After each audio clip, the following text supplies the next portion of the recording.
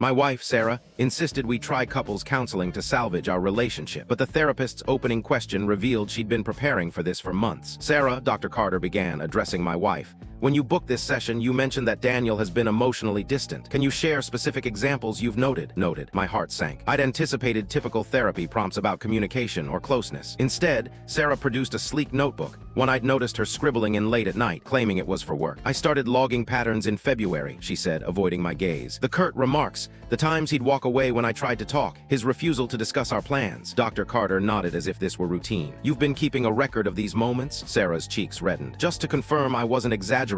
Daniel has a knack for making me doubt my recollection. I stared at her. 8 years of marriage, and when had she become someone scheming against me? I wasn't curt, I said. I was grinding through 60-hour weeks to afford the home you wanted. See, Sarah turned to Dr. Carter. He shifts blame to finances. Dr. Carter jotted something down. Sarah, in your intake form, you mentioned consulting a divorce lawyer. How does that play into your commitment to this process? The room tilted. Divorce lawyer. I needed to know my options, Sarah said softly, in case counseling fails. You're already planning to leave me? I asked. I'm preparing for every outcome. That's what responsible people do. Her voice was so detached, so practiced. This wasn't my wife. This was someone who'd been plotting my downfall for months while I remained clueless. Daniel, Dr. Carter said, how does it feel to learn Sarah has been preparing for a possible separation? Like I've been living with a stranger, I answered truthfully. For a fleeting moment, Sarah's guard dropped. I glimpsed the woman I'd married, uncertain, fragile, then it vanished. I tried talking to you for years, she said. You never heard me, because you always said you were fine whenever I asked. I shouldn't have to spell out every feeling for you. Dr. Carter interjected. Let's examine this communication gap. Sarah, can you recall a specific moment when you felt ignored? She flipped open her notebook and read from typed pages. April 12th.